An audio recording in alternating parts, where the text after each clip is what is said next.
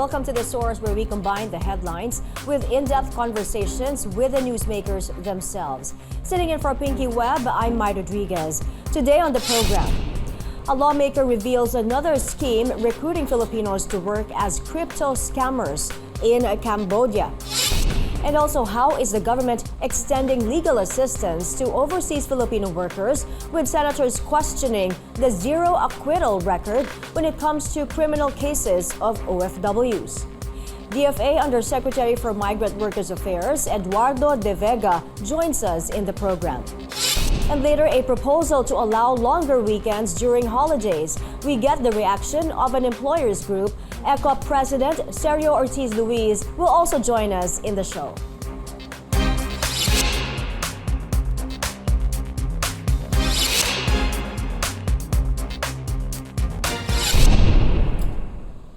Senator Risa Ontiveros reveals human trafficking syndicates are now targeting Filipinos to work as crypto scammers in Cambodia. In a statement Wednesday, she said the victims were initially recruited to work as customer service representatives in call center companies, but later on forced to scam foreigners in the United States and Canada. Let's listen to a portion of the interview of a certain Miles with the office of Senator Ontiveros as he recounts their experience. Noong una po meron po kaming mga break, pero nung mga bandang December na po, inaalis na po nila paunti-unti. Dahil po kapag wala kang nakukuhang kliyente kasi humina na po yung kitaan nila, ginagawa po nila, pinapag-uti po nila kami ng mahigit 16 hours po. Wala pong tulog. Walang tulog. Pero ano yun? 6 days a week or 7 days a week? 7 days a week po. Mayroon po akong na-experience, nakita ko po mismo, tsaka narinig ko po mismo na kinuryente. Kinuryente? Sabihin, hindi mo na-experience personal pero na-witness mo? Opo, totoo po. Pero kasama mong empleyado yung parang kinukuryente? Opo, meron po. The new modus was revealed months after the government rescued victims of human trafficking in Myanmar. Let's go straight to the source of the story. DFA Undersecretary for Migrant Workers Affairs, Eduardo de Vega. Good morning, USec de Vega. Good morning, Ms. Rodriguez. Good morning, everybody. So, USec, this new operation in Cambodia comes just a few months after the Senate investigated almost the same recruitment scheme in Myanmar. What does the DFA know so far, and what's being done to address this particular case in Cambodia? Yes, actually, it's been going on not just in Cambodia or Myanmar, but also in countries like Laos for some time, for the past several months, even before the Senate hearing. The modus operandi is very much what we heard from the unfortunate victim. They are promised jobs, legitimate jobs, perhaps as customer service agents, as data encoders, or some similar jobs, but they only arrive there to be brought possibly to other countries. For example, they might arrive in Thailand and then be sent to Cambodia or to Myanmar and work in these illegal operations. And if they do not produce the results expected by their employers, they are subjected to some kind of corporal punishment. And that is why the Philippine government now is doing everything we can to start rescuing them. Or in this case, in Cambodia, specifically in this case in Cambodia, our embassy is in touch. Our embassy in Phnom Penh is in touch with them, and we are in touch with the police. They are not currently in Phnom Penh. They are somewhere nearby in the Kampot province, where the police have their custody. Because, may I explain? It used to be that when foreign embassies requested the Cambodian police to help them rescue Filipinos and bring them to the embassies, the Cambodian police would do so quickly. However, now, with all these illegal scamming operations happening, there's a different modus operandi now in Cambodia. What happens is, once the employees escape, the Cambodian police investigate the case further. Because after all, they were also technically violating the law in Cambodia by performing those duties, no? And then after the investigation, they are brought to the embassy for repatriation. So right now, our embassy is waiting to receive these. There are now 8, and of course, I'm not at liberty to give their names. No, Senator Antiveros knows their names. 8 Filipinos, and we're ready to repatriate them once we have their possession of their person, of course. No?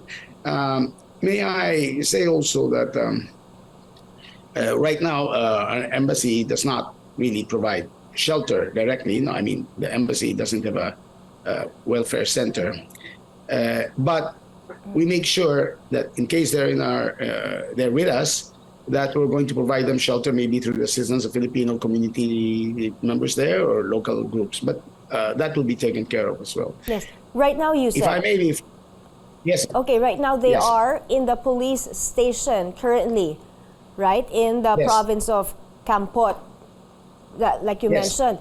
So, but then there's no beds for them. How long are they going to be held there? And what's the timetable here before they are given or transported to the embassy in Cambodia? Embassy is working on it, and we're telling them to hopefully to get them within 24 hours. Hopefully, we saw those pictures. So we're also going to have the embassy check with the police again, what are their conditions? Because one complaint they had was that they were not being given food. But according to the police, actually they were being given food. It's just that they didn't like Cambodian food. So that's one issue. Right now, the embassy will do what it can. No? And it's not, unfortunately, this may be just the tip of the iceberg. There may be more cases because a lot of Filipinos who are brought there actually do continue working and do not indicate that they intend to go home. But some, subjected to abuse, have to be brought home. All right. So we're doing that. Okay, USec, in that interview, let's talk about the interview with one of the victims identified as Miles. They said they went through backdoor channels, in his case from Naiya to Thailand, and then a van or a bus to Cambodia, while he said the others traveled from Clark Airport to Cambodia, but with an escort. So would you know from your investigation into this case if immigration personnel are involved somehow in this operation? Actually, based on our experience, there are immigration checks put in place by the Bureau of Immigration. And by experience, and I'm not saying that this is what happened to these 8, what they do is just leave as tourists. And instead of leaving directly for Cambodia, and I think there was an admission there, they go to third countries, Malaysia perhaps, Thailand perhaps, and there's also the constitutional right to travel. If they're officially going on travel, for tourist purposes, the Bureau of Immigration will have a difficult time to tell them you can't travel. So we will bring this, however, to the attention again of the Bureau of Immigration. So far, we have no reason to believe that they're part of this scheme, of course. May I say, though, Go ahead, Yusef. advice we could give Filipinos is if they want to work in those places, is to go through the proper channels, through the POA, through the DMW. Because right now, there is a POA advisory on the suspension of direct hire applications for customer service agents in Cambodia. In other words, as far as the Philippine government is concerned, you're not allowed to go to Cambodia to work as customer service agents. So if you are being told by your recruiter, oh, just go, tourists will find a way to go to a third country, then that is a red flag. That's a red flag. That you will not wind up as a customer service agent. You will most probably wind up in these illegal operations and violated and abused. So maybe advise all who may be hearing of these jobs. Yes. Jobs in Thailand, Cambodia, perhaps. And you said Laos as well? Laos as well. Yes. They never say being sent to Myanmar because right now it's clear we have a ban on departure to Myanmar, so that's clear. We don't have a ban to work or visit those other countries. So as long as they're telling you you have this job, and it's a legitimate job, data encoder, customer service agent, or whatever, computer expert. And they tell you, don't pass your PA, and you're not going the work visa, tourist visa, you go with a tourist, or no tourist visa required because we're ASEAN citizens. That is a trap. Okay. Please don't fall to the trap. Okay, those are the red flags that you mentioned. Okay, USec, let's go back to the Myanmar case. Have you resolved the Myanmar case, and what's the update on that? Are there any other Filipinos needing assistance there?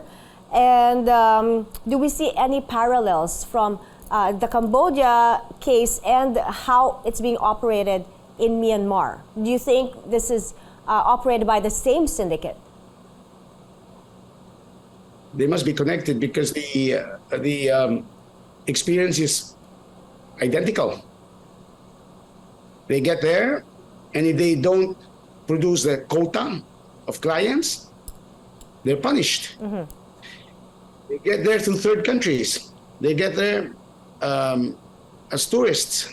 So it must be part of the same mafia, perhaps, circle, cartel. And there is a difference, though, with Myanmar, in that where they are sent to work are in rebel-controlled territories, territories near Thailand, which are not completely controlled, or not controlled by the State Administration Council, or the Tatmadaw, which currently controls, or is the government in place in Myanmar.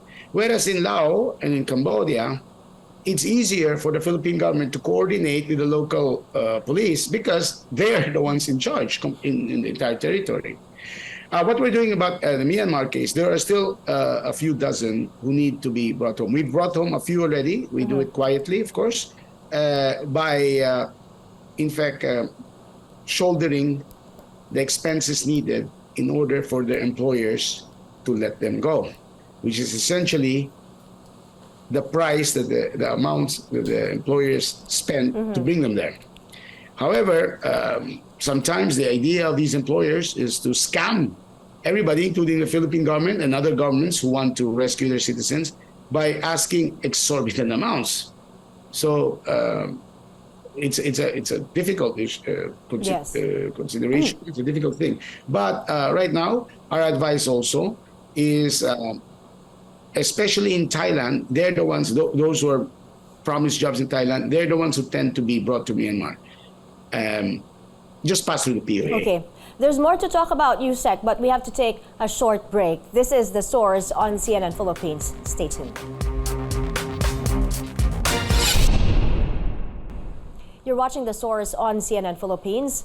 I'm Mai Rodriguez. Our source today, DFA Undersecretary for Migrant Workers Affairs, Eduardo de Vega. USec de Vega, let's discuss another topic here, the issue of Zero Acquittal. Now, the DFA was also in the hot seat during a recent hearing of the Senate Committee on Migrant Workers over the issue of legal assistance to OFWs. In fact, Senators Joel Villanueva and Raffy Tulfo questioned why there was a zero acquittal in criminal cases of our kababayans abroad. Now, could you elaborate on this further? Does it really mean the Philippine government did not win a single case? Yes. Before I go to that, I have the latest on Cambodia as well. I just got it now. Our embassy in Phnom Penh has officially requested the DFA for funding for financial assistance for the Filipinos, and also for the tickets go. So we're going to fund it. So hopefully that means that pretty soon they'll be going home. So now let me go to the question. Yes.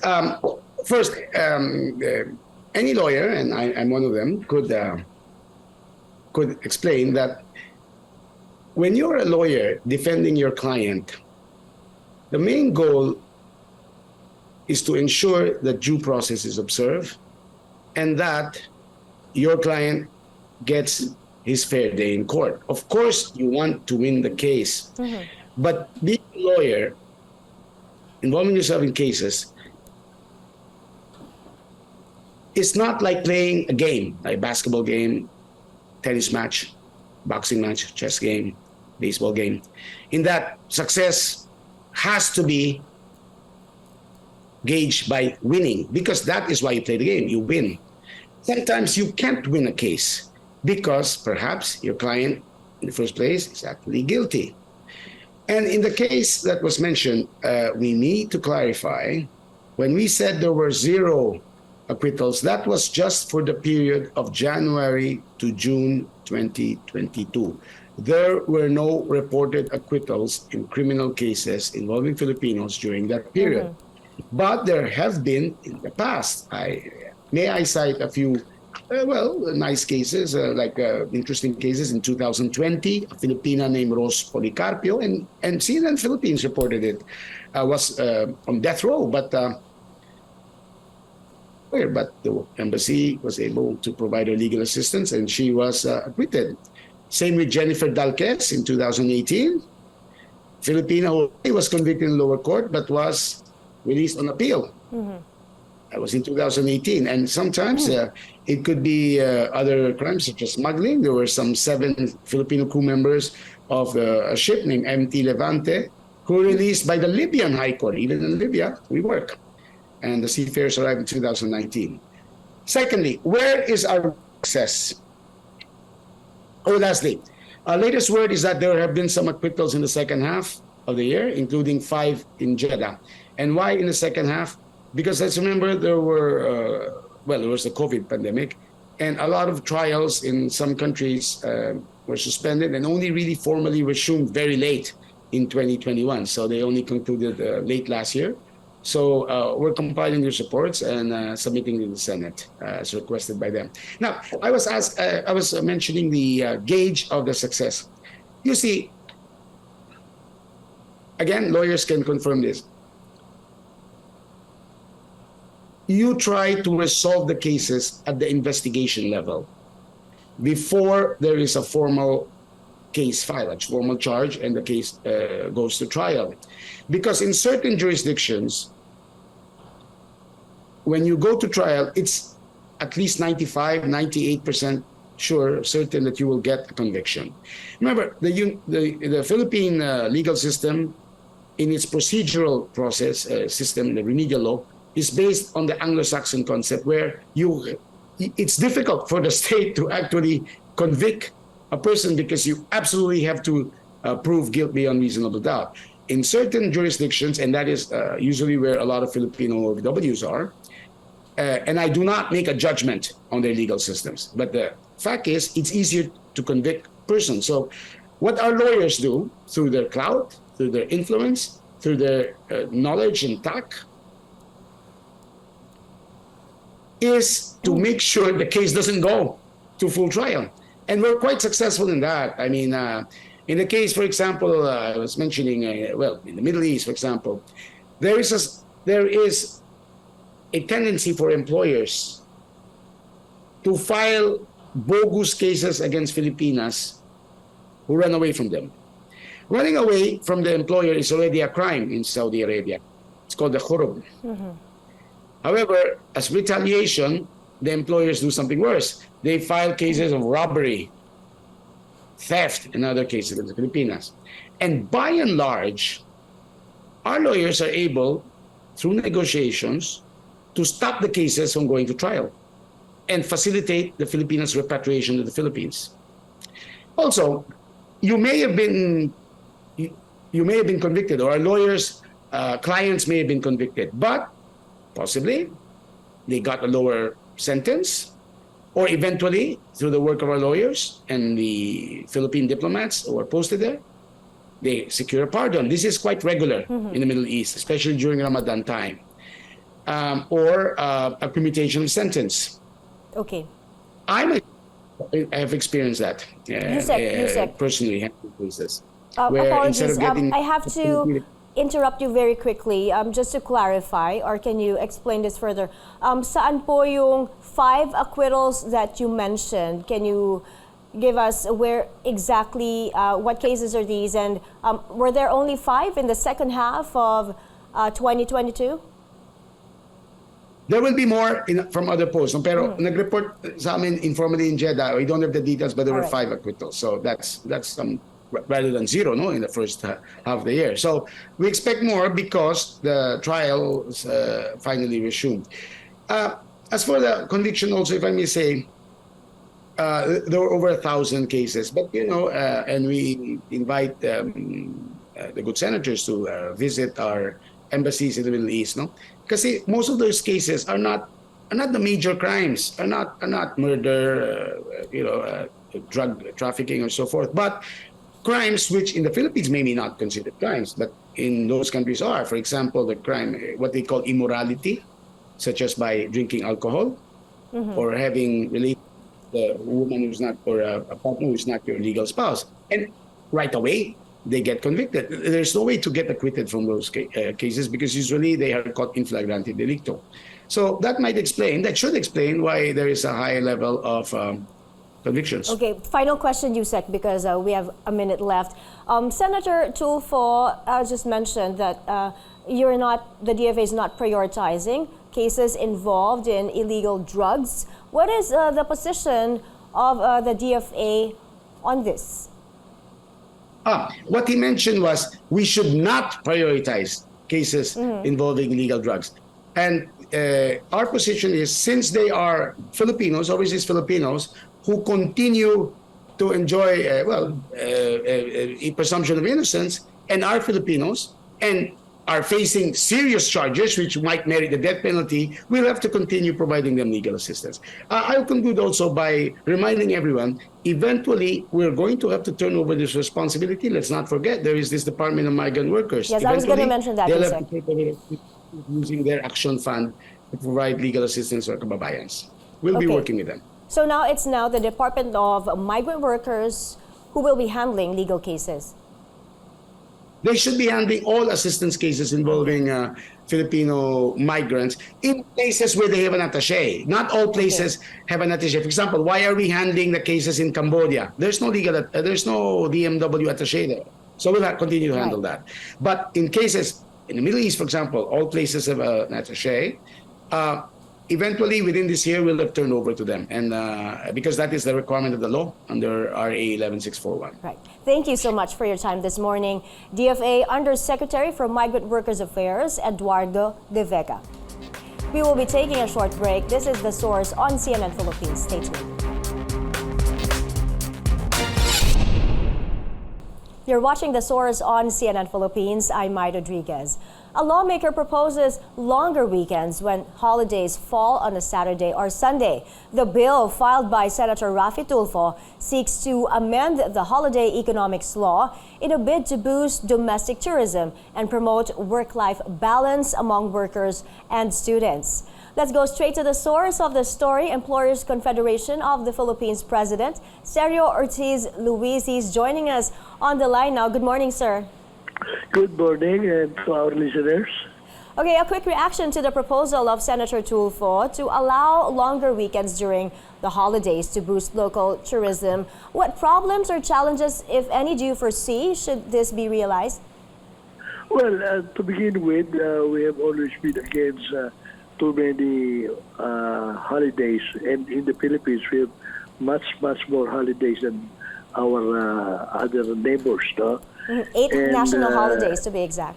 Yes, and if you, I don't know how many holidays will be added because of this bill, but a lot of our workers are no work, no pay, so they will not be able to earn during these additional holidays.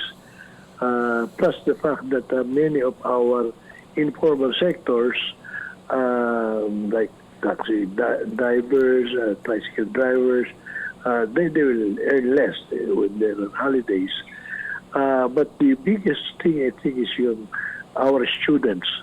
There's so many calamities that hit us. There's so many holiday plans and everything, typhoons, and many holidays. They are hardly able to make up.